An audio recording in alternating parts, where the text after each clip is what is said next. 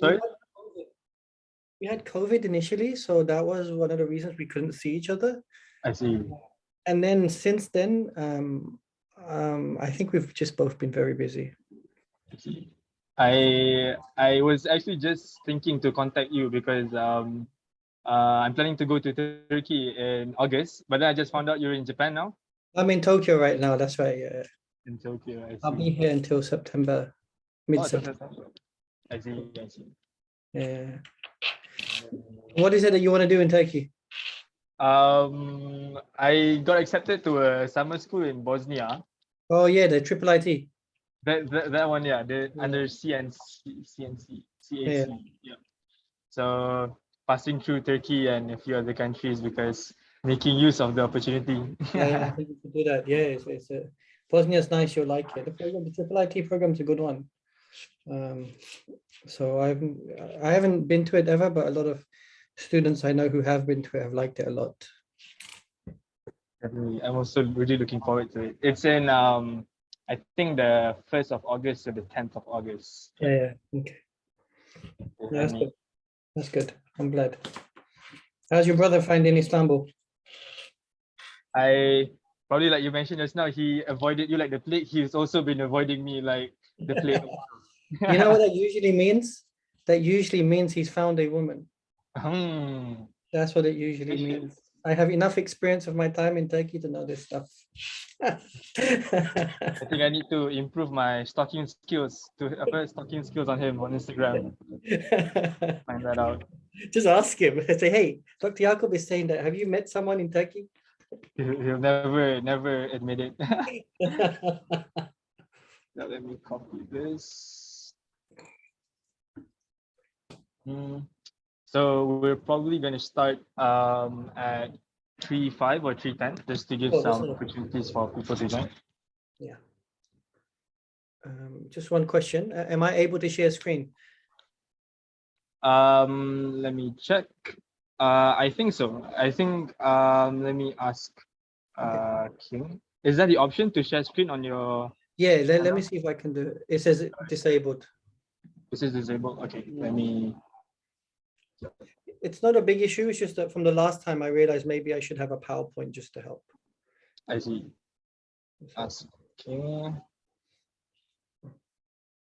Assalamualaikum, Ayman. How are you? Walaikum assalam wa rahmatullah. Two familiar faces. It looks like Ayman's in Istanbul at the moment. I wish.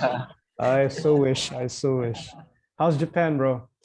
Alhamdulillah, it's good. It's interesting.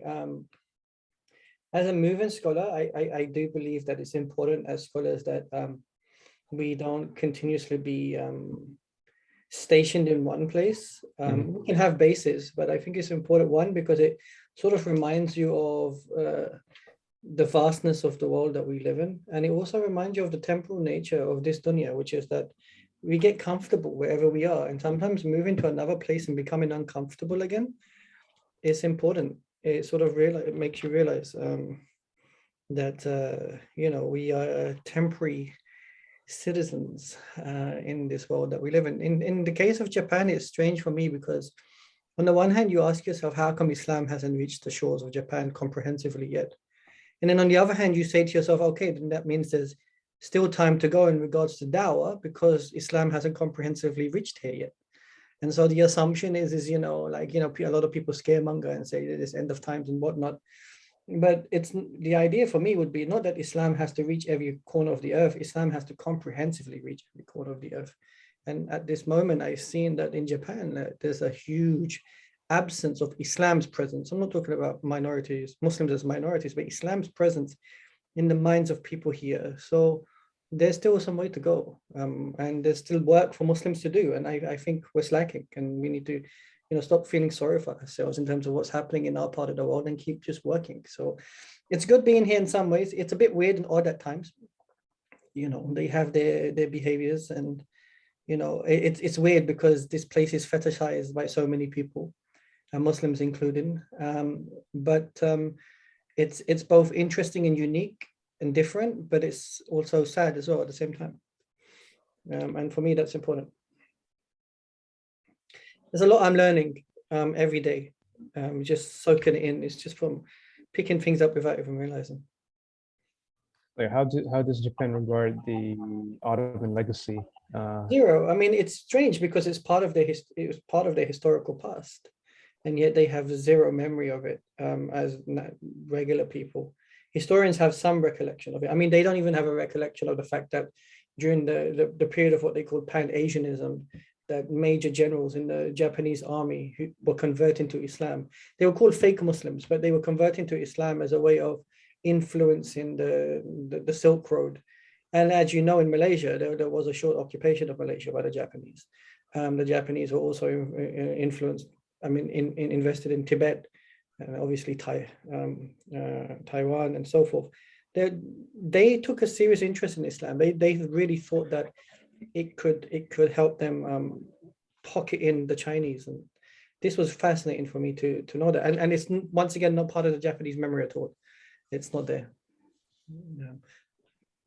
So it's an interesting place. What's interesting for me more so is like Okinawa, which is Kuraiku, and Hokkaido, which is the Ainu people. These are not they have their own indigenous languages and culture and traditions. And you see, you have to ask yourself, how has Islam not made its way here in any moment in history? And I'm not too convinced that Islam hasn't. You have the trade routes with the Malay region and the Indonesian region. You have Muslims in China, and you have Buddhism making its way here. And traders come in here quite often from those regions. So, you know, the Yasuke, the slave, the black slave, I mean, he was a black Muslim slave. Okay, the trade route was coming from the US in terms of slave trading and so forth, but it just baffles the mind that there is this huge absence of Islam's presence. I think Islam was present here in the way that it was present with the Native Americans. Probably we have records of oral tradition, probably, and you have to open your eye a little bit. So for example, in China, kitab is the term used to qualify Muslims. I wonder if they would have had something like that in their language. So this is but it's just virtually impossible to dig this up.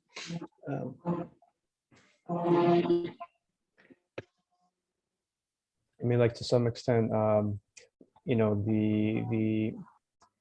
what Allah says about, you know, there being sent thousands of prophets in the past to every single civilization, and over time, like, it's been obscured. Well, you know what's interesting you say that, because Buddhism here is not one thing. So Buddhism here has come to Japanese society in layers. So when we talk about Buddhism in particular, we're not talking about one Buddha.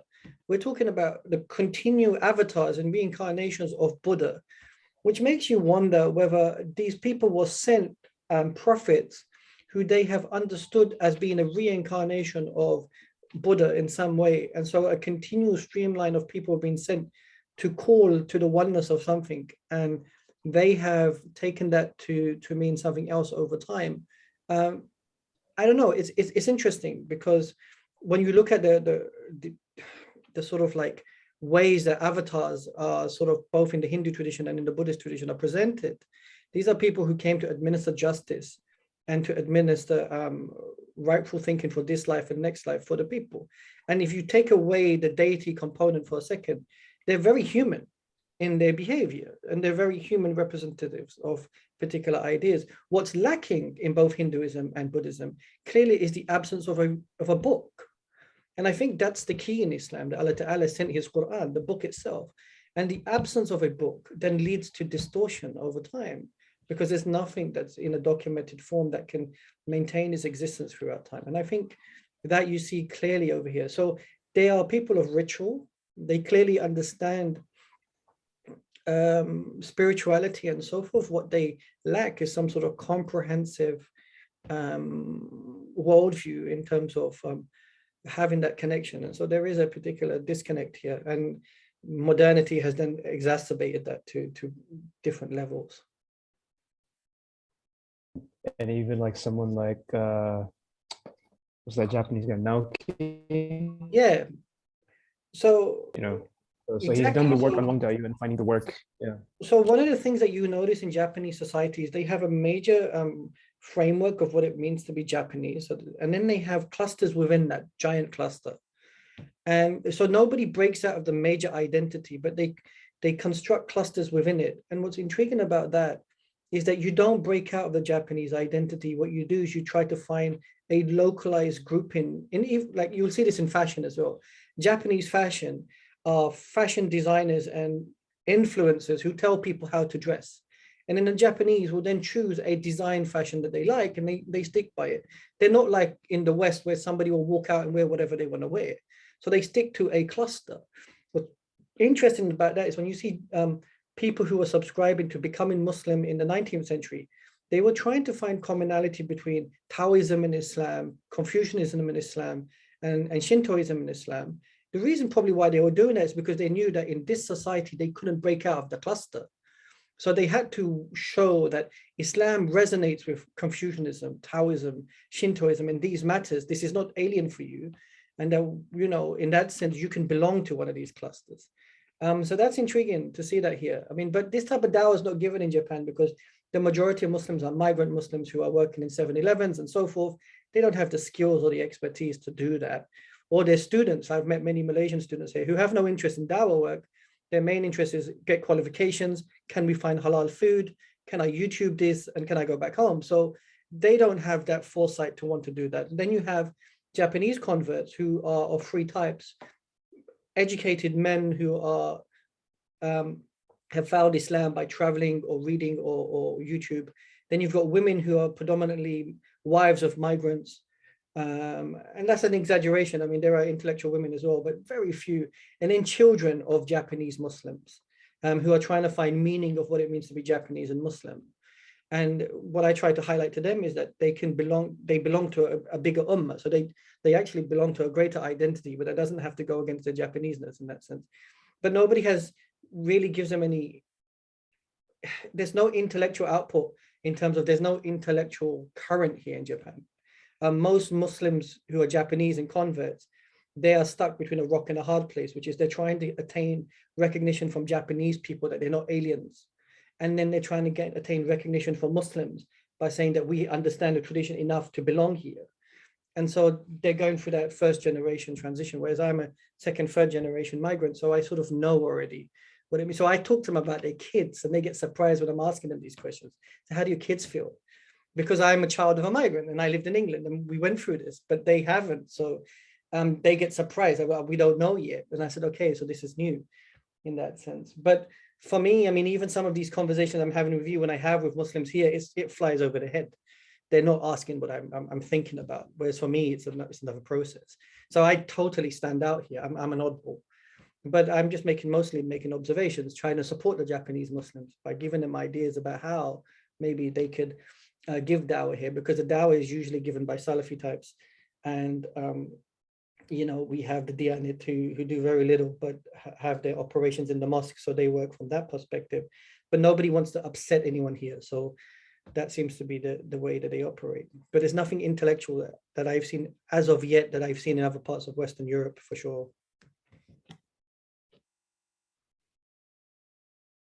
So those are my observations. Anyway,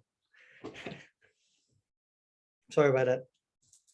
That was very interesting. It seems that it's already 3:10 and few people have joined already. So I think we can start already. I'll take a few minutes at the start just to give a brief introduction on the topic today and also on our speaker, because I see today there's a few new faces, such as Umar Jindan and Sophia. So just so that they know who Dr. Yakoob is, I'll give a brief introduction on Dr. Yakoob.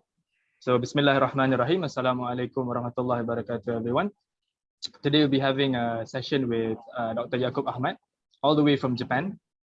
I wonder if anime has anything to do with why you're in Japan, Doctor? Anime has something to do with it, yeah. You know, I bought one of these the other day. I don't know if you can see this. Oh, I know that, but I don't remember the name. Totoro. Yeah, it's from Totoro. Totoro, yeah. Yeah. Okay, my observation was correct. So Our topic today briefly is about the issues of sources in Islam, especially the problem of secularization of sources. Um, and a bit about Dr. Yakoob. This I will read, and because it's very important to get it right. So Dr. Yakoob Ahmed is a PhD graduate from the Department of Language and Cultures, School of Oriental and African Studies, the University of London. Dr. Yakoob Ahmed also graduated from the same institution with a master's degree in Near and Middle East Studies with a focus on Ottoman history and Turkish politics. Dr. Yakoob's research focuses on the late Ottoman history, Muslim intellectual thought in the 19th and 20th century, Islamic constitutionalism, nation-state construction, ulama history of the late Ottoman state, identity and collective memory of construction. This is very interesting. I'm sure for a lot of the viewers here, especially the new viewers, this could be a new exposure to Ottoman history from Dr. Yakoob Ahmed, who is a specialist on this topic. So I would not take much more time because I'm sure all of you is here to listen from Dr. Yakoob.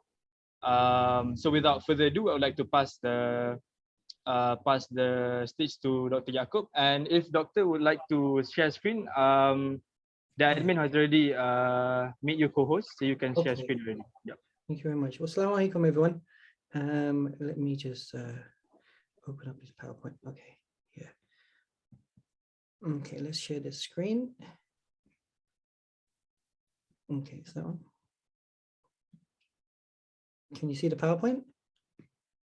Yep. Okay. Bismillah. Okay, so thanks a lot for the wonderful introduction. I always feel embarrassed when I hear these introductions. It's not something I'm used to. Maybe it's just because I'm an introvert, so it's quite hard. I was speaking to a friend of mine who's a psychologist, who was telling me that I am a social and thinking introvert. So there you go. I learned something new about myself. All right, so today I'm going to talk about, and I'm going to use my own experiences about Western academia in particular. And can we take Islamic history, but just meaning from Western academia? Because one of the things that I noticed when I was doing my PhD and master's in particular was that a lot of us Muslims who were studying in Western academia, and that's whether we were studying STEM subjects or whether we were studying something more intellectually relevant to Islam, we always had a problem in regards to learning Islam within that framework, because clearly we were learning something. We were learning knowledge for sure. And the problem that we were having was that then this knowledge which we were being dominated by, I mean, how did that impact us? And for me, who's somebody who's doing Islamic studies, I had huge issues because on the one hand, it didn't feel like Islam to me. There was a lot of knowledge there, but it didn't feel like Islam to me. So the question was that what is Western academia actually doing? What is its objective? What is its purpose? And then for us as Muslims who are studying in Western academia, what is our purpose? And can we take meaning and purpose from studying in Western academia? I know many Muslims who, because they don't study the tradition of Islam, and because they don't interact enough with the tradition of Islam, that the only outlet that they have available to them regarding Islam is often their interaction within the Western academic space. As a result of that, what happens is they become dominated by a particular knowledge framework, which gives them an understanding of Islam and Islamic history, which is presented itself as being objective. So the student then takes that notion of objectivity as being truth. And then what happens is that it shakes their foundations, because a lot of the knowledge that is being given to them is not being given from the perspective of Islam speaking for itself. So Islam here doesn't have that agency of speaking for itself. It's an exterior sort of like voice that's speaking of Islam. And because students are then not interacting with the knowledge on a traditional setting, they're left with a sense of confusion in regards to what it is that they're learning. And that really affects their faith. to some degree. So fundamentally, that was the problem. The second problem is obviously of knowledge production. So this is why I wanted to talk about this today, because this was something that I realized I have been grappling with as an academic, because continuously as a Muslim academic, I get shut down if I try to present alternative paradigms of knowledge, especially while speaking of Islam, because I'm being told that my views are biased and whatnot.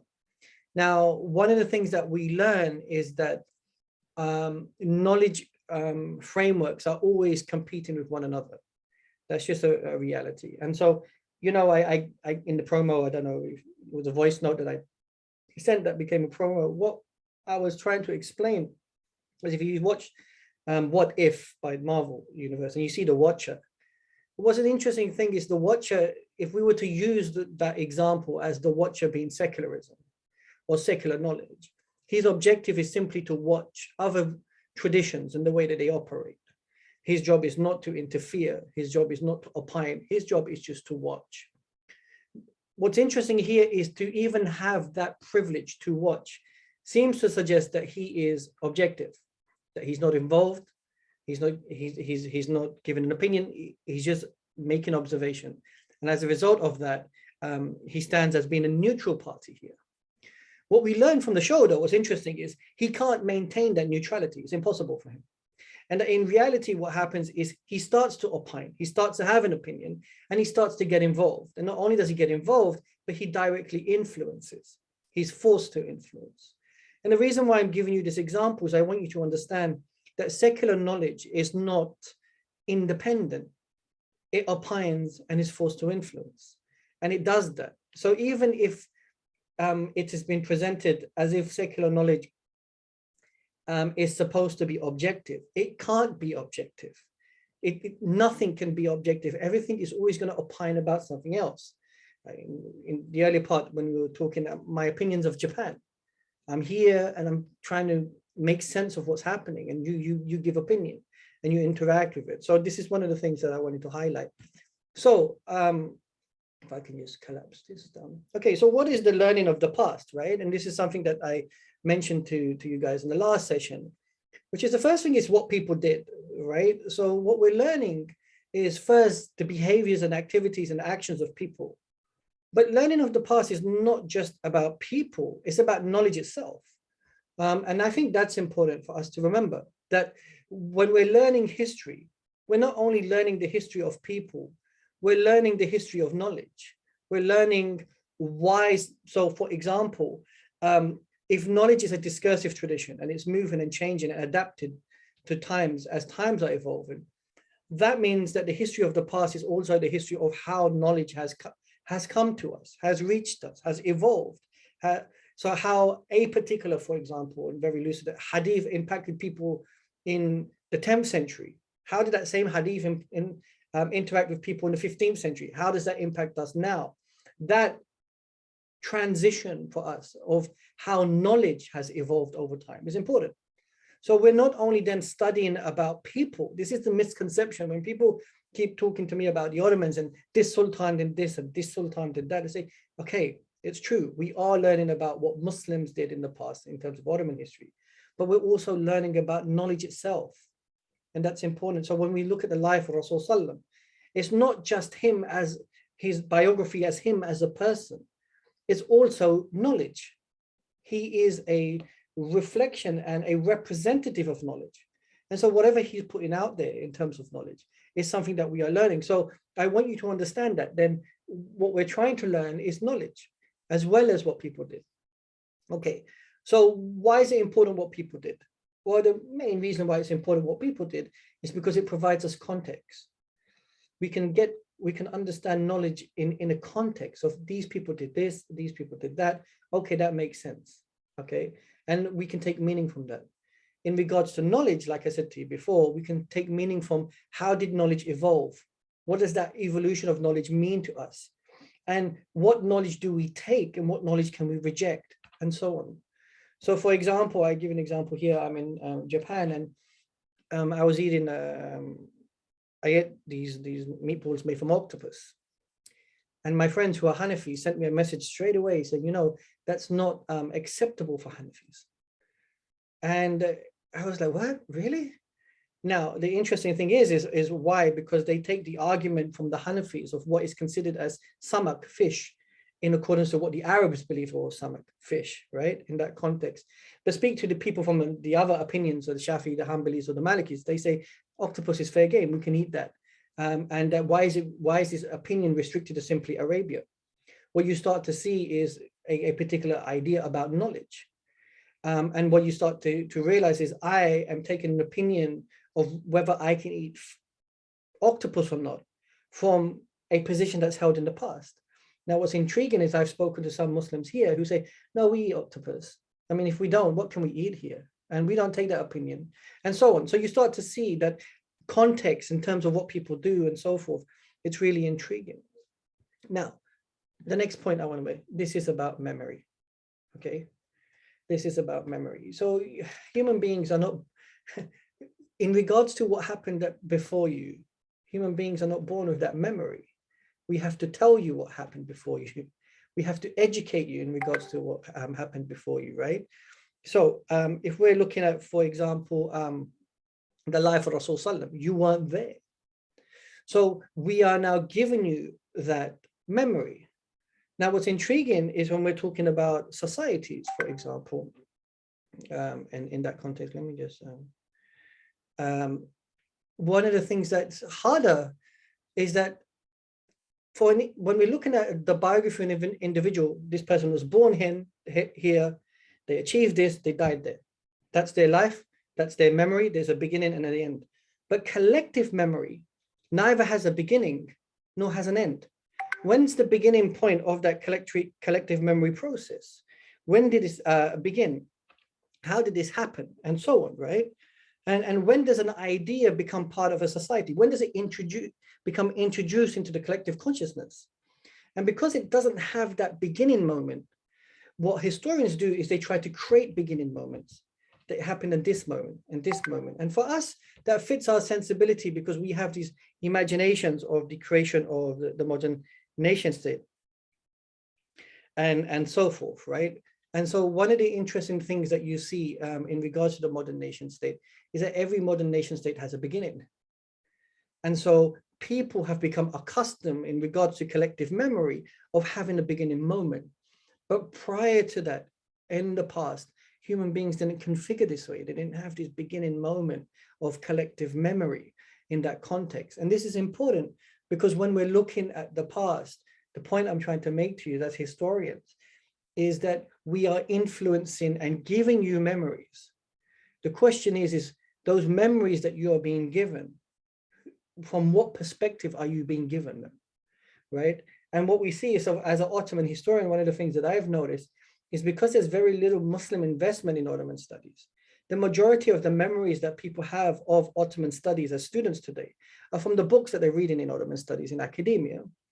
And so then it becomes quite interesting for me, the types of questions they ask me, because these questions are defensive questions. And these questions are asked because to some degree, those memories are being given to them, but they go against their sensibilities. So could the Ottomans have done that? And so there's a constant need. What happens for me is I have to constantly defend the Ottomans, which I don't want to do. But because the question is defensive, because people don't have a memory from their own tradition of making sense of this past, and they're aware that the memory that they have is being given from an exterior tradition, there's an uncomfortability that that information is being given to them from that tradition. And then to some degree, they want to question that tradition, but they don't know how to. They're unaware of that. Okay, so the knowledge separates you from the truth. And this is what I mean by secular knowledge now. And I'm going to break this down, all right? Prior to, wait, do I have it here written here? No, I don't. Okay, so let's just go back here. Prior to the 19th century, you have to remember that all knowledge was attached to a particular religious tradition. All knowledge. It belonged to a type, what you would call religious tradition. Buddhism, Hinduism, Christianity, Islam, Taoism, whatever you name it, that knowledge in totality belonged to a religious tradition. It wasn't independent from it. And that people who were writing, the intellectuals, the thinkers, and technocrats and so forth, when they were writing, even when they were writing works that were secular in that context, they were still under the rubrics, the sort of like framework of the tradition that they belonged to. What that tells you, it tells you something, is that the idea of secular knowledge is a modern phenomenon. And it's a phenomena which is intriguing because what it has done is it's created a new knowledge space for itself and relegated all other knowledge, not religious knowledge, all other knowledge prior to the 19th century as being inferior to it, okay, in terms of the way that it's been constructed. Because I want to make this clear that all knowledge was written from a tradition that was based on some sort of religious background in that context, right, up until the 19th century. So one of the interesting things about the secular tradition is the knowledge has no relationship with a creator. The knowledge has no relationship with your soul. The knowledge has no relationship with your purpose about life and beyond this life. So that, because that's relegated, what's intriguing here is that these things, these subjects, these important questions of your existence are seen as irrelevant or secondary. And as a result of it, it has no influence over the way that you think, and it doesn't shape you. And so when you're learning knowledge over a prolonged period of time, whether that's STEM or history or religious knowledge, what happens is this type of knowledge conditions you over a prolonged period of time of becoming a secularized human being, because the knowledge that you are interacting with in totality is devoid of any mention of a creator, of any mention of your soul, of any mention of your purpose or your life beyond this life. Now, when you look at knowledge traditions prior to the 19th century, all works, even when they were scientific books and so forth, still mentioned, for example, they did in Islamic tradition, the Bismillah, they praised Allah Ta'ala. And then they praised Rasul Sallam. And then and they mentioned something in relation to the objective of this knowledge. The continued reminder of Allah's existence before writing something is it created a particular method, culture, and behavior of the intellectual.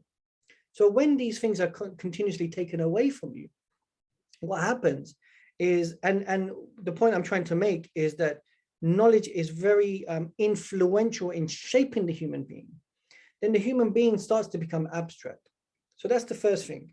The relegation of any knowledge that gave you sense of the knowing of a creator, in the case of Islam, it's Allah, the knowing of the information regarding your soul, the knowing of your purpose, and the knowing of life beyond this life. The next thing it did is the knowledge also provided you with no knowledge of application. What that meant is that not only did it detach you from your instincts, it then gave you no mechanisms of satisfying your instincts. It's not like your instincts have gone. So you still have an instinct to worship. It doesn't just disappear overnight. It's still there in you. So not only is the knowledge that you're continuously reading devoid of telling you about what your needs and requirements are, but it also no longer tells you how to satisfy those needs and how to satisfy those requirements. And so now you have a human being which is totally lost and disconnected. The point I'm making here is that all traditions prior to secular knowledge had that. They gave you reason of what the objective of your being was. You pray like this, and the reason why you pray is because of this. And this is how you do worship, and this, and so on and so on and so on. So I give an example. By denying, and I said this before, the idea that you don't have a soul is to deny your sense of humanity, is to deny who you are as a human being. To deny that there is a creator is to deny your sense of humanity in terms of you are as a human being. To deny the idea that there is a heaven, for example, or there is a hellfire to some degree. What it does is human beings still go searching for these things. They just construct them on social media. We create perfect worlds on social media, which are fake. We're aware that they're fake, but we want to believe in that Jannah created in this dunya on the platform, because if we do not do that, the human being goes crazy. So rather than accepting reality, and this is what I meant, that the knowledge that was given before by religion and traditions about these ideas of a creator, now instead of worshiping a creator, people will worship something else. Instead of giving the idea of what the soul is, and that you have a soul, and a lot of the sort of like psychological traumas that we have as human beings, and those could be, the LGBT narrative can be included in that, then they become what do you call it, disconnected from the human being, not realizing that a lot of the psychological traumas are traumas which are that also require a spiritual solution. So it's not just a mental and an emotional solution, it also requires a spiritual solution added to that. When that's missing, you have a problem. And so, and then the idea, if you have no purpose in life, if you don't know what your purpose in life is, if you're not being given knowledge of the reason why you exist, and you're here, you don't know how to find meaning in the life you're in. And then if you're not given any knowledge of the afterlife, and that there is an afterlife and so forth, you can feel very disconnected in that sense. And so you start to construct that in the devices that you have. And not only that, I was speaking to my friend who was asking me about the metaverse and so forth. And I was saying, what's interesting about these concepts of the metaverse and the idea of reality and belief and so forth, is that what we're seeing in the secular realm, especially in the West, is that their deconstruction or their abandonment of religious traditions, and now an attempt instinctively to some degree and chaotically to construct a tradition in of itself, to construct the ideas of a world beyond the world, to construct ideas of a utopian place beyond this world, to construct ideas of like the mind, the body, the spirit, and so forth. You can start to see that via these technological means, insan is still driving towards looking for meaning beyond their life. But when that meaning is taken away from you, then you start to see that insan will try to look for it within a more debased form. And this is the problem, that the knowledge, the actual knowledge that was required to give proper application in terms of who you ought to be, once that's taken away, it's not like you can just ignore it. You just try to search for it somewhere else. And if your whole basis is designed on rejecting all forms of traditions, and that every tradition is secondary, and that every tradition is not important, and that every tradition is useless, then you start to construct it amongst yourself, and you can start to see that that creates a particular chaotic mindset. Okay, as I said, all knowledge is from the past in that sense. In the past, one of the arguments that Muslims would make is when they saw other religious traditions, they would say that there was a jahiliyyah in the tradition itself, which meant that there was a misapplication of the truth in the tradition. And that was the argument they posited. And Muslims also made the argument that other Muslims, there was, without the correct understanding of knowledge, that they created forms of jahiliyyah even amongst themselves. So there was so there's two types of jahiliyyah, I guess, the rejection of the truth and the misapplication of knowledge that you have, which leads to a different type of falsehood in that sense. They're both equally destructive, but they lead to different forms of chaos. One is the rejection and one is the misapplication in that sense. So how is the secular tradition different than the jahiliyyah of the previous traditions? It denies religious tradition in totality and creates a new type of ignorance, which is that there's a type of ignorance there that has no resemblance in any form of knowledge that you can turn to and take meaning from that. And so the only thing you're left with in terms of trying to find meaning is your experiences. And the problem with that is that you become very centered in those experiences. And whatever your experiences are, that becomes the most important thing, and they matter to you. And then you start to think that those experiences are the most important thing in terms of trying to give you meaning and so on, right? Okay, so the point I'm then making is that the secular tradition is a tradition first, and it's anti-tradition. And what I mean by it's anti-tradition, I mean it's anti-tradition in regards to the religions of the past, right? And so what secularism did is it presented itself as a referee. It said, these are all the religions in the world, but we are independent from that. And we're gonna place all of these traditions in a box, and then we're gonna stand independent from that box, and we're gonna judge it in that sense. And we're gonna say, all of these things are not correct forms of knowledge. They are not objective forms of knowledge. They are biased forms of knowledge. They are influenced by a particular idea of a creator or a deity, which is ridiculous. And so in that sense, what you can see is that it's not objective in some ways, because there's an inherent bias within it in the way that it sees religion. And this is the point I was trying to make here. The secular tradition emerged in antagonism towards religion. It didn't emerge as being a referee and a fair, independent arbiter. What it emerged as is in antagonism towards it. And so the intriguing thing here is, if secularism emerges as an antagonistic force towards religion, how can it then, when it speaks of religion, speak of religion in an objective manner? How is that even possible? Because its very existence and meaning came from it being antagonistic. In that sense, then the knowledge, whether it's aggressively written or subtly written, it still has an inherent aggression towards religion in that sense. So I remember speaking to a friend of mine who says Marxism or Marxist writers, and if you see this in Marxist thought, you'll see this a lot amongst Marxist writers, and they have a sympathy towards Muslims, but they have an antagonism towards Islam. So when they write about Muslim minorities in India, for example, or Muslims in the USA, and they see Muslims as these underprivileged minorities, they'll write about them in a sympathetic manner. But when they speak of Islam, when they speak of Allah, when they speak of the Quran, when they speak of the Islamic tradition, the language is far more Eurocentric Orientalist.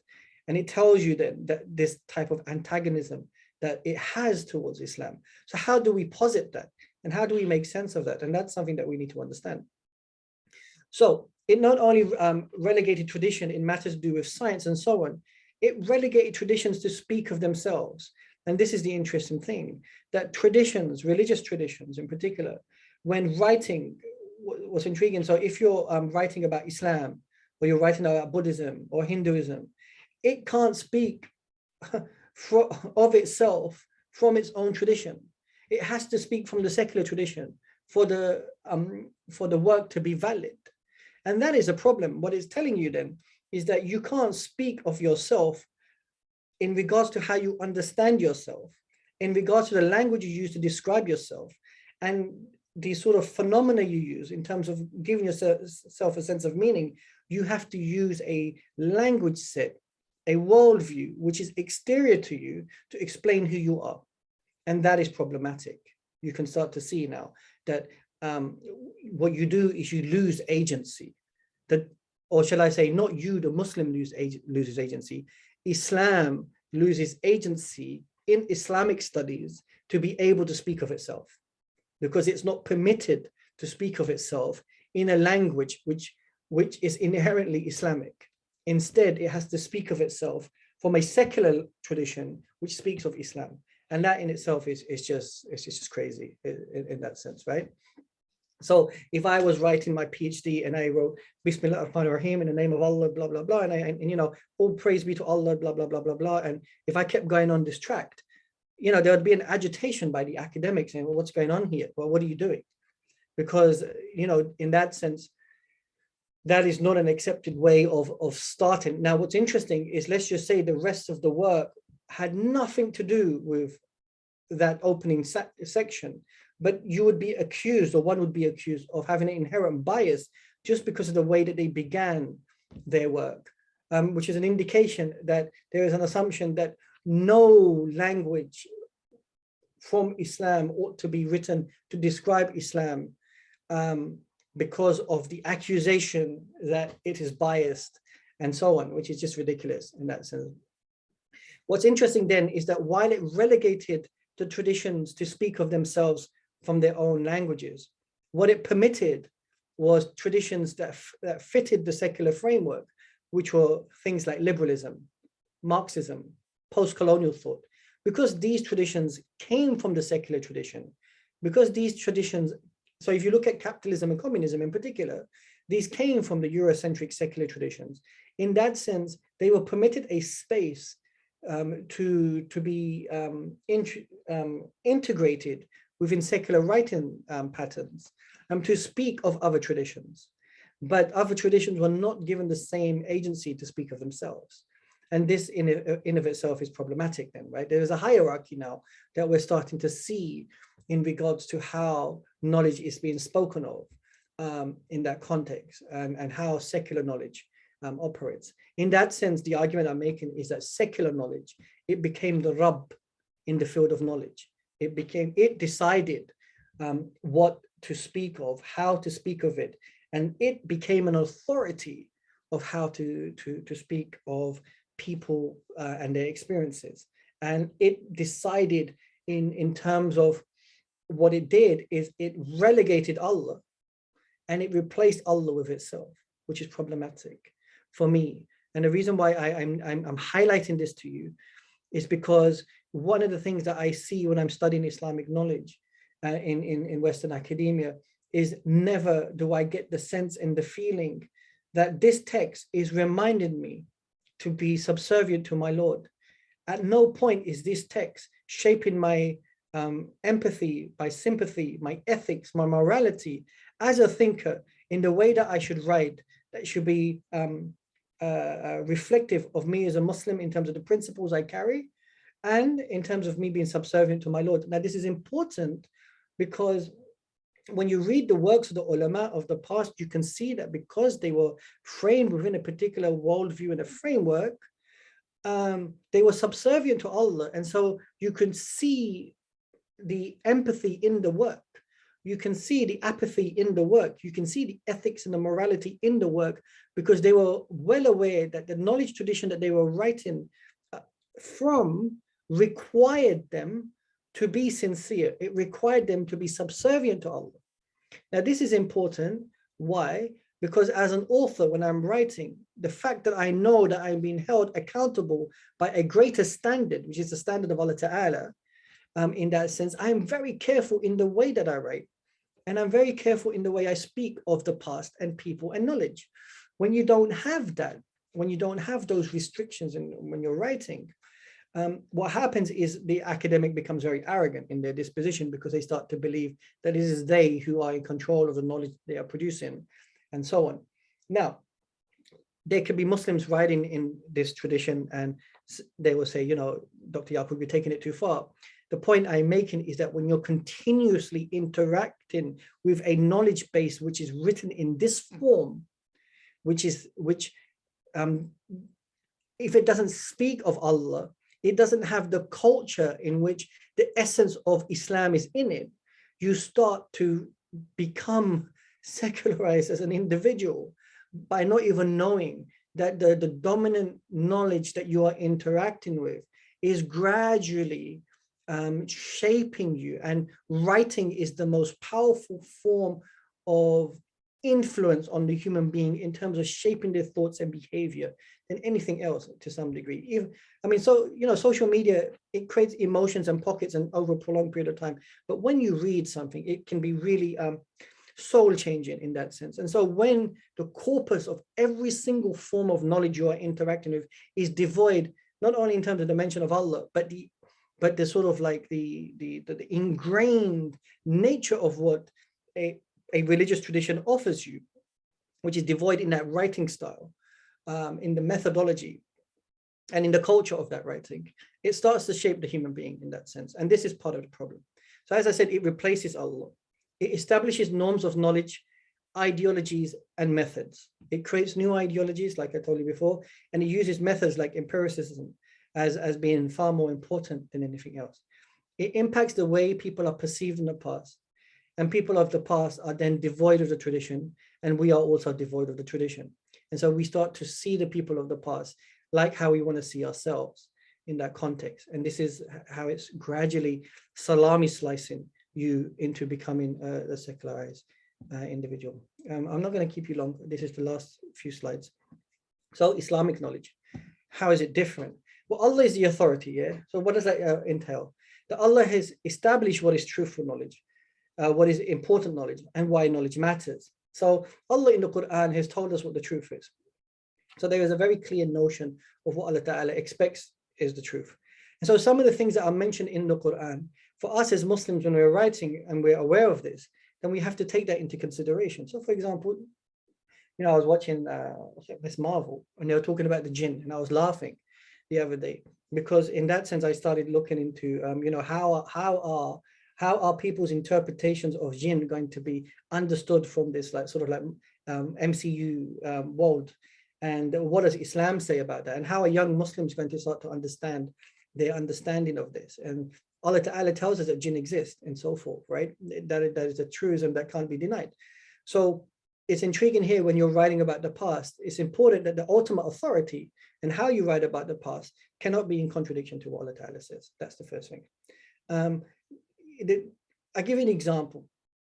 Allah Ta'ala, when he speaks of Rasul Sallam, this is the ultimate authority, the ultimate biography of the life of the Prophet, Rasul Sallam, is the Quran. Is Allah is the authority, and that tells you something. What it tells you is that in the Islamic tradition, the ultimate authority in the way that it speaks is Allah. And that authority should not be omitted from any knowledge production in that context. It should be infused in the knowledge production. So Allah Ta'ala speaks of Rasul Sallam, and this is what's unique about the life of Rasul Sallam, independent from any other writing of Islamic history, is that the main authority that speaks of Rasul Sallam is Allah, but that doesn't happen in the case of the Ottomans. But what's important here is that when I, as a historian, am writing about the Ottomans, I'm aware of the authority of Allah Ta'ala in that context. That is a standard that has to be established in that sense. Then what Allah Ta'ala does in the Quran is he gives meaning to terms and what people did. He tries to explain to you when every single thing in the Quran is there for a reason to give you meaning. When Allah is saying something in the Quran, why is he telling you this? So in that sense, as historians, when we're writing, it's not just an intellectual exercise. It's supposed to give you meaning. And that is often missing in academic works in terms of giving you personal meaning. It gives you information, and it can give you very intellectual information, but it gives you no meaning in your life. Why does this matter? Well, what is the point of this? And what is the objective? Whereas in the Quran, you can see very clearly that Allah is telling you something for a particular reason. Allah exposes us to knowledge. So why does he need to be part of our memories and thus actions? So Allah gives us purpose, not only in this life, but in the akhirah. And this is also important. That a lot of young Muslims today are activists and they want to do a lot of interesting things around the world. And I get that, but they forget that their actions are not only linked to doing goodness in this dunya, but also for their salvation, for their akhirah. And that's important that they start to realize that there is not just simply this life and trying to be good and purposeful in this life. There is an objective of trying to go beyond this life, trying to please Allah Ta'ala in that sense. And so when we're trying to create and produce knowledge, what we see in the Islamic tradition is that the ulama were aware that one, Allah is the authority and that your sincerity is linked to Allah Ta'ala. Two, that when you're writing, that your works have to have meaning. And three, that they don't only have meaning for you in this life, but they have to give you meaning for the next life. When that whole corpus of work is missing in regards to giving you meaning in this life and the next life, and when you're reading Islamic history, but that is missing, that is absent, then this is one of the problems that we're having in that sense, okay? There you go. So this is the point of Islamic history. And then the next one is, okay, why do academia? So I've seen the question, I'm going to get to in a second. This is my last slide. Okay, so simple answer is, can we learn Islam from Islamic studies? The simple answer is no. Islamic studies gives you no sense of meaning in regards to what Islam is. It just doesn't. And this is the problem, that the majority of students that I know who don't study in the tradition in that sense, right? And so the dominant understanding that they take from about Islam and just about themselves is of a vocabulary and a language which is devoid of all of these things, right? So, but do we need to learn Islam? So what's the point? And how do we navigate this? Well, one of the ways that we could, I guess, navigate this is if those of us are studying in Western academia, we have to realize that because there's a deficiency in what we're learning in Western academia, that we have to equally invest in traditional modes of learning. And what we need to do is find alternative ways of setting up groups, setting up peoples, and speaking to peoples who are within the tradition who can help us bridge that gap. And those of the people that are working in the tradition, they need to be aware that in terms of what Western academia is producing, which in many ways is a very efficient product, what its impacts are, not in just terms of like, dismissing them as terms of it's all lies, because actually what we do in Western academia is very efficient in terms of bringing forms of knowledge on the table. The problem is that it's become the dominant way of shaping young people, because education was a tool of indoctrinating people.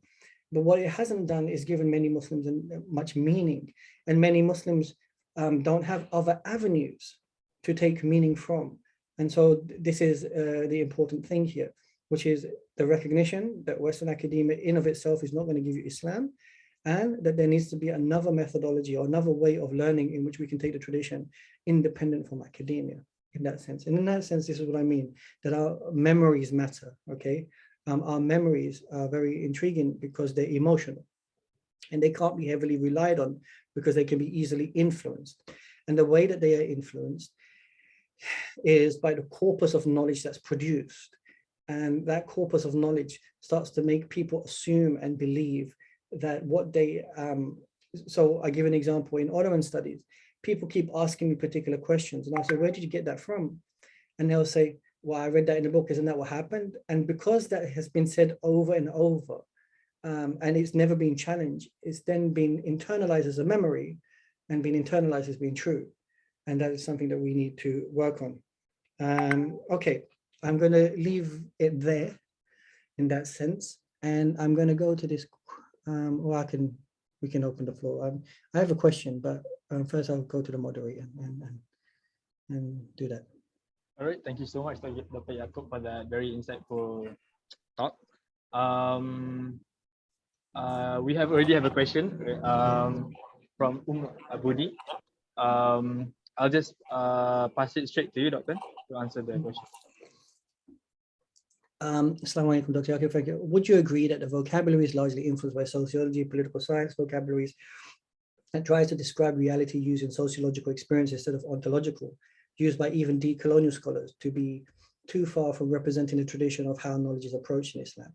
How then do we begin to teach about the authority of knowledge to students who find the vocabularies to be alien to what they were exposed to in their educational experiences? Yeah, it's a fantastic question. And this is one of the things that I think we have to use multiple processes here. So I'll give an example in terms of what I'm doing in my own work.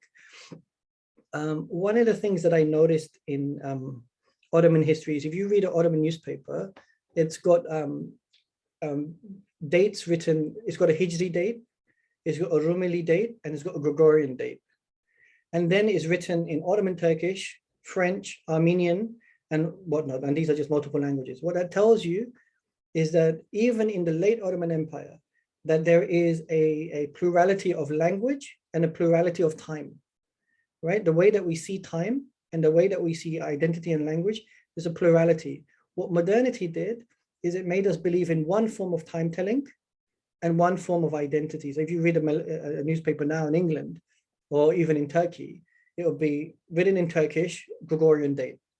And so we took into, one of the things that modernity does is it tries to squeeze everything into what I call synchronizing it into one way of thinking, right?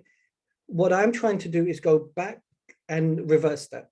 So in my work, I gave Ayman a chapter, but I haven't done this yet, but I'm getting an Arabic keyboard, which is that when I put a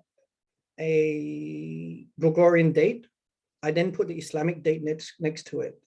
And what I've started to do now is when I put a name down in English, a Muslim name, in brackets, I'll put it in the indigenous language it was from. So if it's Arabic, I'll put the Arabic next to it. The things, what I'm trying to do is reintroduce to people is this plurality and the visibility of the Islamicate back into the work. So it's not just me trying to explain vocabulary, it's to normalize gradually as an academic, the visibility of all of these things to force the Muslim reader to go, hey, what's he doing here? But two, to normalize that. So that's in the academic set that we need to start to reintroduce the Islamicate in terms of its visibility and in terms of its vocabulary in its indigenous form in the text alongside the English text, if that's what you're writing in, so that it becomes, it doesn't become invisible to the consciousness. In fact, it becomes a form of inquisitiveness for the one who's reading, one. Two, that we have to start teaching our children from childhood these alternative modes of learning. We have to expose them to as much of the traditional modes of learning as possible. This doesn't necessarily have to happen in a madrasa. This starts at home. The parents' prerogative, or often what parents do is they outsource their kids to the school or to the madrasa or to the Quran course and so forth. No, the education should start from home. So there's a way of trying to incorporate multiple languages, vocabulary, meaning, good behavior, ethics, morals in the household so that that young kid has that growing up. In terms of the student who's a high school kid or whatnot, what's clear in that sense is that they're using various forms of social media. We're going to have to try to find ways of making things that they are have become acclimatized to in regards to popular culture, and try to find a way of making the tradition relatable to those popular cultural norms that they are interacting with, right? So there's various levels to this. And for example, I gave an example of the multiverse and Marvel and so forth, because I'm aware that people of a particular group, they are interacting with a particular set of popular culture. It's already ingrained in them. It's part of who they are now. I can't extract that out of them. So what I need to do is try to make Islam relatable in a language that they have, and then build on that and give them Islam back. Younger age kids who are very young, I think we now have the vantage point of making sure that we give them the tradition properly when they are young. And for people who are older, who are reading academic works and who are intellectuals, of infusing back some of the Islamic vocabulary in the way it ought to be. Because I agree, I don't think the decolonial projects are doing enough. But fundamentally, what it requires is to recognize that the academic structures that were used as a way of indoctrinating people. That was the nature of how they were designed. These were 19th century products. And now in the 21st century, there's multiple ways that people are learning. So we need to find creative ways of trying to do this differently. What that means is that we need to invest in thinkers and people who live amongst Muslims in their societies, who can be beacons of knowledge and examples for them. I've said this before, we emphasize too much on sending people to institutions, but institutions are secular spaces if they don't have the communal spirit of the people who are educators, who should be the institutions, right? In the past, when you look at the madrasa systems and so forth, the ulama as people were institutions in of themselves. And so there was a communal spirit amongst the people, and that communal spirit of the people being the institutions was important far more than the building of the structures themselves, right? Institutionalism to some degree is still a form of secularization, because what it does is it absolves responsibility from the people, and it puts the responsibility into the admin, into the technocratic stuff and the bureaucracy. And that's problematic for me. So we need to rethink about how we're institutionalizing our societies by placing much emphasis on institutions. What we need to do is put much emphasis on people. People are the institutions, and we need to create societies of institutions who are people. And that is a difficult thing to do. But those are my thoughts in terms of that. Thank you so much, Dr. Yakoob, for that answer. I have a question actually, but before that, I would like to just encourage the listeners, especially those who is their first time joining to Dr. Yakoob. If you have any questions, you can either open your mic and ask the question, or you can type down your question at the chat box. I highly encourage you to ask any questions. But before that, I'll take this chance to ask my question first. It's also an opportunity for you to think for a question to ask. This is not much of a, it's a question, but it is the question sourced from an observation that I made. Because I noticed that the problem within my generation, I'm myself and I'm a student currently in my early 20s. So I noticed that most of people in my generation, they like the problem of sources of knowledge or sources to gain Islamic history is also, of course, a big problem. But among my peers, that problem they did not face yet, because they have a bigger problem before that, which is they don't even have any interest to find more about the information or any Islamic history, because they don't even want to know more about it. Then they don't even notice that there's a problem in the sources, right?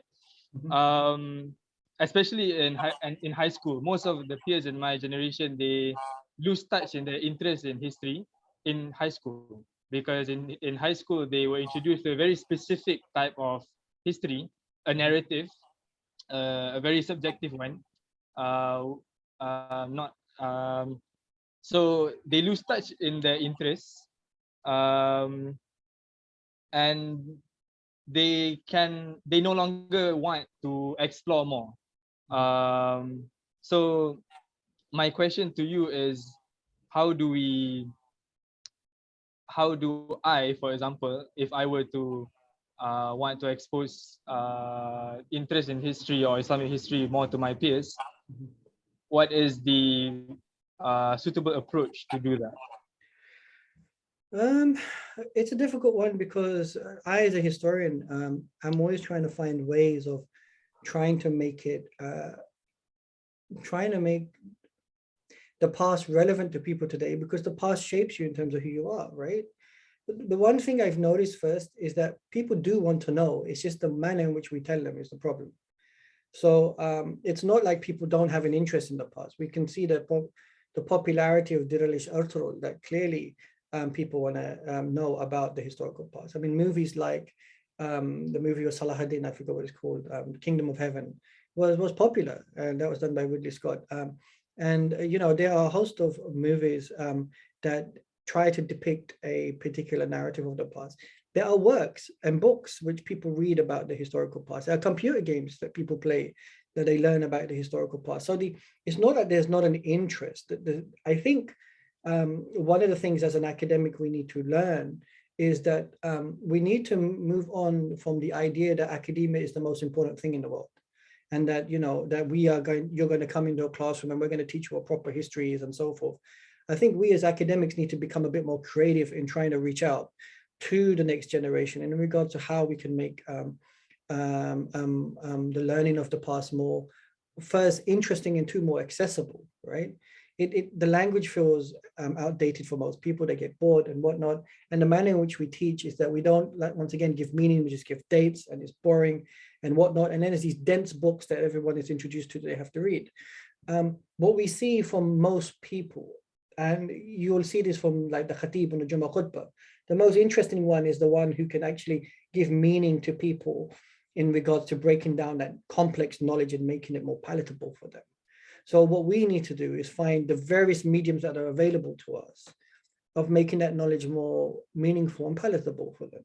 And the interesting thing about the hadith of Rasul Sallam is that when he spoke hadith, the intellectual took meaning from that hadith, and the average person took meaning from that hadith in the way that they saw fit, which means that the manner in which he gave information was in such a way that it was both applicable for the simple-minded, and it was equally applicable for the intelligent, who can take away from that and then build on that.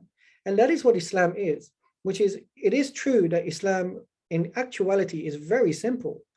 And for the simple-minded, there should be no complexities regarding Islam. It should be kept simple for them. But Islam is not simple in some ways.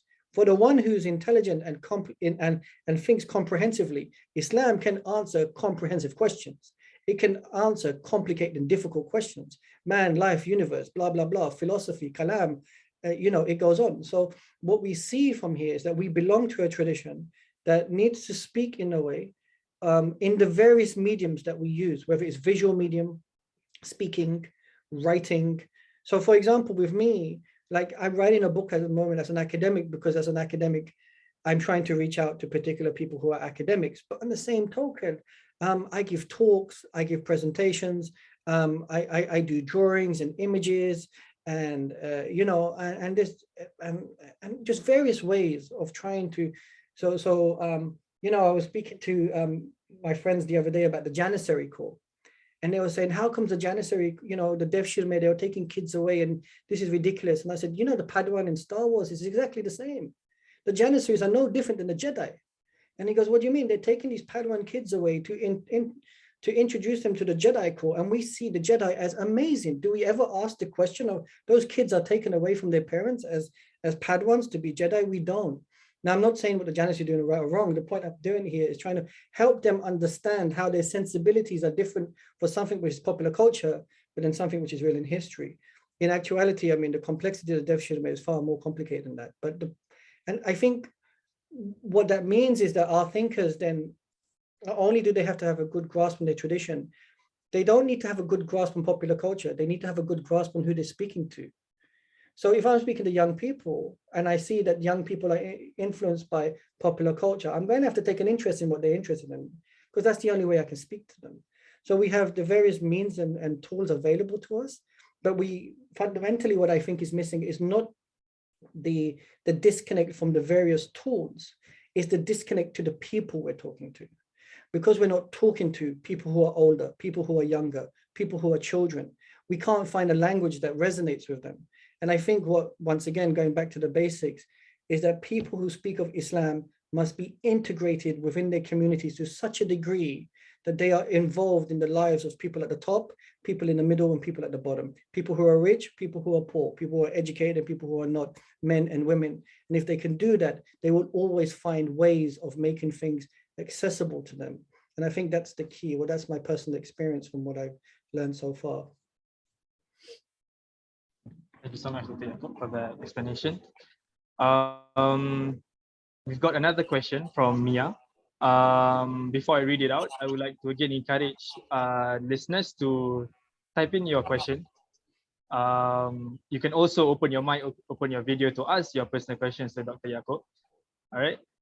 So Mia is asking, for what sources would you recommend for parents to start educating their children in the rich Islamic history and world history?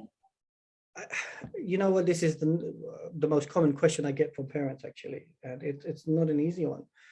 We have become accustomed of, I keep saying this, which is we've become accustomed in Western pedagogy, which is give me a book and so that I can read it. And I'm not saying that's what the question is, but I'm going to get to it in a second. And so what we do in Western pedagogy is that we read books because books are designed to be read. But in the Islamic tradition, books are written to be taught. It's a very different tradition in that sense.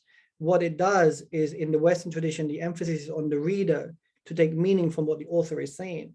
But in Islamic tradition, there's an emphasis on having a teacher. That there is a medium between the work or the knowledge and the one attaining the knowledge, which is that there is an intermediary between that. Rasul Sallam was a teacher to this ummah in that context, but even he had a teacher, which was Jibreel alayhi salam, the messenger of messengers. So what we learn in our culture is the need for teachers. Now, when we have a dearth of teachers, this becomes very difficult in our communities. The first thing we need to do is try to find out who the teachers are in our communities that can help us. And then there is I think some of those teachers need to find ways of supporting parents who want to teach their kids in regards to first accessing the information that's available, but two, to gradually start working on creating new resources for the next generation. And those are the two points. What I've noticed is that's really difficult though.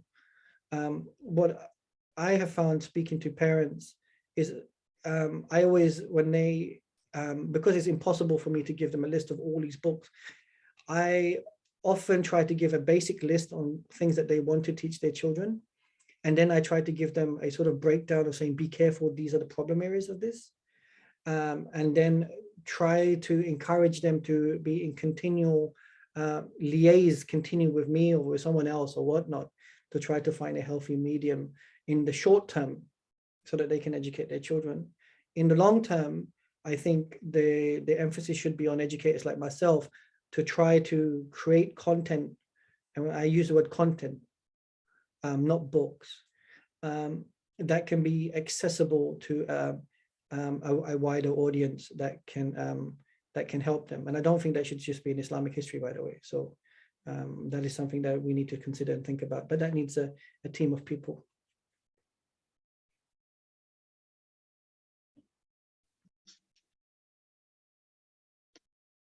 Thank you so much, Dr. Yakoob. I was waiting for someone to send another question.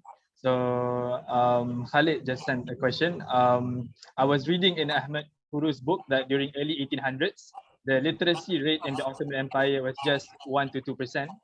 Where do we get the real facts about literacy in the Ottoman world during the last few centuries? Sorry, Khalid. Yeah, Khalid and I have been in touch. Ahmed Kuru's book is ideologically loaded. It's problematic. It's a narrative construction as a way of trying to throw the ulama under the bus, and the problem is, I give an example. It's in some ways it's this suggestion that the only time in Islamic history where we had anything of meaning was during the time of Rasulullah and the Khulafa Rashidun, and then anything after that, it's just a period of despotic governance and backwardness. What that does is that throws the whole of Islamic civilization underneath the bus. And what it does is it tells us that nothing in Islamic civilization was of any importance in that sense. And what's ridiculous is, on the one hand, we present this narrative of this like despotism throughout Islamic history and Islamic civilization, and then other times we celebrate, science and math and whatnot. In the case of Kuru, the problem here is we don't have official numbers. The comparison between the Ottoman Empire and the tiny island of the United Kingdom is an unfair comparison. If we were to include England in regards to its empire, and remember India was part of its empire, and then we see its literacy rates, the literacy rates are going to be very low. So what are the literacy rates that we're taking from England, France, and the large Ottoman Empire? Is we're taking literacy rates in London, literacy rates in Paris. And if we're going to do a narrative of modernity, the narrative of modernity is a narrative of the major cities. And then the cities they become reflections of the empire as a whole. In the Ottoman period, the reason why the numbers are low, by and large, is because Muslims, by and large, didn't take an emphasis on doing a census on literacy numbers. It wasn't an interest for them. And there were multiple ways and modes of learning. So, for example, one, there was a choice whether you wanted to go to school or not. And two, people would get an education in the madrasa. People would get an education in communal educational methods. People would get an education in the military. Musicians would get education by being in musician families. Cooks would get an education in terms of being in these families of cooks that went down centuries. And so what you see is there are multiple forms of what you would call training and learning, which are not included in the census records of what we talk about literacy. For us, literacy is simply based on the modern educational systems that they had in the West. So the West becomes the standard in which literacy is then understood. The second point is that in Muslim societies, by and large, Muslim societies were both literate societies and orally literate societies. And the oral tradition is important in Muslim societies, which is not important in the Western tradition. And so in that sense, many Muslims may not have been able to read and write, but they were literate because the oral tradition is dominant in Muslim societies in that context. The next thing is that when they're talking about 1 or 2 population percent, what's interesting is there are large swaths of non-Muslims in the Ottoman Empire who are educated. This is the argument that's been put forward, who are not included in these census records. So the point is this is just an attempt to try to sort of like reduce, Muslims as being, decadent in comparing them to the West, but we are not comparing even apples and oranges. I mean, it's the comparisons. This is the problem of comparative study, and we've got caught up in this mindset of continuously feeling the need to compare ourselves to the West. Now, in the Ottoman past, let's make this clear: the Ottoman were part of the West. So if you're going to compare the Ottomans, you've got to compare them to England, France, Germany. Don't compare them to the West as a component group, because if we're going to call them the West in that context, then after World War I, the Austrians collapsed. They were Western. They were at the height of science and technology. The Japanese collapsed. The Japanese were well ahead of everyone in terms of, at one point in technology. What happened to them? The Chinese collapsed. The Bolshevik Revolution. I mean, this doesn't make sense in that sense. So in terms of Qutb's book, I can say this openly. I have no hesitation saying it. He's being very disingenuous because he has a particular agenda of reforming Islam. And he wants to then suggest that what's been holding Muslims behind have been the ulama. And that book is very problematic. Ayman raised the hand. And technically, I can just raise my hand in front of the camera like this, but anyway. You could do this. Like that, when you're in school, like, oh, teacher, can I ask a question? Assalamu alaikum, bro. Like throughout the whole presentation, I was wondering about like whether you've found an answer to the question that you asked your psychologist friend. When we start talking about whether the soul has a memory. Mm-hmm. And so what would the answer to that so far, and how can memory be carried into the enlivening of like a particular framework of education to move Muslims away from academia as a source of knowledge? I think memory is as much related to the soul as it is to the mind. And I think,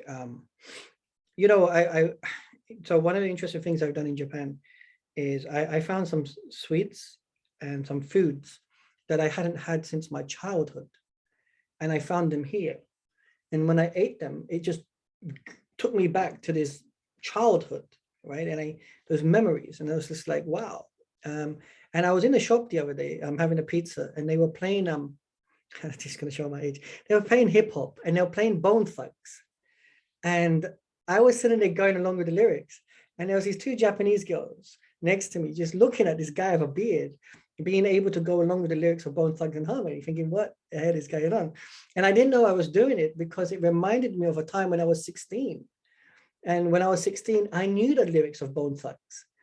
And what I started to do, sitting there thinking, wow, this is interesting because my memory is attached to music and sound. My memory is attached to my taste. My memory is ingrained in the essence of who I am, but my memory is malleable. My memory is not actually dependable on me regurgitating facts. What my memory is good at is telling me my emotions. It reminds me of my emotional state more so than it does about the remembering of facts in that sense. And my emotional state is attached to my soul. And so what I realize here then is that much of the memories we have, whether I'm in a dream state or whether it's my desire for Jannah, is a memory that comes from a time where insan has tasted it. And so for me, when I talk about memory and collective memory and so forth, I then realize very quickly as a writer that much of our psychological state is dependent not simply on the mental. And this is the dichotomy that's created in the West by separating the aql from the ruh, which is silly because the soul and consciousness and aql are intertwined, just like your soul is intertwined with your body. They're not binaries, they're actually intermeshed in that sense. And that's the complexity of insan in that sense, right? And so our memories, whether it's the memories of this dunya or the memories of our childhood or the experiences we're going through, are so much attached to our spiritual essence as they are from our intellectual sort of like prowess. And I think that is something which religious traditions give meaning to, which secular traditions don't give meaning to. And when you realize that about your memories, why do we have them? Why are they important? Why do we forget? Why does Allah Ta'ala make us forget? Why and so on? And why does He remind us of stuff? And what is the objective of being reminded? And so on. And when you're walking around big cities, like I'm in Tokyo, when you're in Istanbul, you see buildings and objects and you're trying to make sense of a past and whatnot. You start to realize that that there's something that we're not recognizing regarding memory, and its fallibility, and we're not appreciating how much of our memories are far more emotional than we give it credit for. And so when I'm reading works of people, and I'm reading their biographies, and I work on biographies and autobiographies, I then realize very quickly that how much can I trust this information? Because we lie to ourselves. How much of these events actually happened, and how much of these declarations are influenced by the environment, and so forth. And as a historian, like who's trying to reveal a particular memory of a particular past, how much agency do I have in constructing that narrative? And what is it that I'm trying to do here? So I'm still on this journey of trying to make sense of how we understand memory. And you can see why then in the Shari'i courts, in particular, why there's a need for particular witnesses and a number of witnesses to testify. And what's intriguing is when questions are asked in the court of law, like I was watching the Amber Heard Johnny Depp case, how questions are put forward and posited regarding memory. And you can see the weakness and the malleability of memory and how that operates and how it can be exposed and whatnot. And this is interesting for me. And so as a historian, for somebody who's trying to revive a particular memory of the past, but also trying to infuse and give you memory of a past that you were not involved in, it comes down to the recognition that I know that I can actually manipulate memory. And I think that's something we need to take into consideration maybe, that facts are not as important as emotion. Thank you so much, Dr. Yakoob. If there is any more questions from the floor, probably this is the last question, if there is one. If not, we will have a short photo session before we can end the session. Is there any more questions? No? All right. Is this the raising hand, Emma? It's not? Okay, it's not. Okay, so thank you so much, Dr. Yakoob, for the very insightful session and for answering all the questions. I'm sure the listeners found it beneficial, inshallah. So before we wrap this up, I would like to encourage anyone who can open your video camera to open it, and we can have a short picture session right now, yeah? Oh, we're going to do a picture session. Oh, wow. Picture session, yeah. Just a very short one. All right. No one's open? Okay. No. Let's just get ready. Oh, okay. 1, 2, 3. This is what they do in Japanese. I don't know why in Japan that everyone's doing the peace sign. If anyone can tell me why in Japan they're obsessed with the peace sign, please let me know. Sure, there are some in here that can answer that question. I myself don't know much. Have you tried asking the Japanese themselves? You know, it's funny, the other day, just between us, I was lost and I asked this guy for directions and he ran away from me. And then I asked someone else, why did he run away? And they said that in Japan, it's far more embarrassing not to be able to speak to you in English than to run away. So he chose to run away. So it's been interesting in that sense. All right. All right. Well, thank you very much, everyone, for being there. I hope I made some sense to what it is I was saying to you guys. I mean, my main concern is that I feel like when you're studying the Islamic tradition, it's not just words and so forth. There's an ethos. There's something that you're ingrained in the tradition. It's it's a way of behavior that you can see in the manner in which you represent yourself as a person who lives, and that's infused in the way that you read the works. And I think that's what I'm trying to explain here in terms of, right? So when you're continuously involved in reading works or watching videos or going on TikTok or Instagram and so forth, understand how much this is debasing your soul to some degree, in totality, what it's doing to you. And that the lived experience is far more important in regards to the emotional experience of being around people who you can resonate with, who are infused as being living embodiment of Islam, than anything you're going to see on your phone. So the human connection is what I see is missing here, that we are forgetting how to be human with other human beings, where we can touch them, we can smell them, we can hold them, we can laugh with them, we can talk to them, we can educate them, we can sit down and eat with them. Those things are very important, because I'm starting to see a large number of young people feeling exceptionally lonely, and then feeling the need to only find a sort of like attachment on the phone itself. We need to see who are lonely out there and who's feeling disconnected, who's feeling depressed. And on a human level, our Deen is expected us to be connected with people. And this is really important in that sense. And that's missing in TikTok. That's missing in Instagram. It's missing in the toxicity of Twitter. And it's missing in Western academia and in the newspapers you read. But it is in our tradition. The Quran is an emotional book. Allah Ta'ala has not forgotten us. And that's infused in the works of the people who come from that tradition. So just remember that. I really do apologize that I spoke too much, but I sincerely do care. So this is why I say it. Thank you so much, Dr. Yakoob. I would just like to say it's funny that you even added the word toxicity before Twitter. I didn't need to know that. It depends on who you follow, honestly. Like, it's not all bad. There's good in everything, you know. I mean, I'm a Western academic writing in academia. Definitely. Ayman's Twitter account is definitely not toxic. Anyway, Oh. thank you so much. Thank you so much, Dr. Yakoob, for the very insightful session. Thank you to everyone for participating. May we meet again in the next session, inshallah. Assalamu alaikum warahmatullahi wabarakatuh.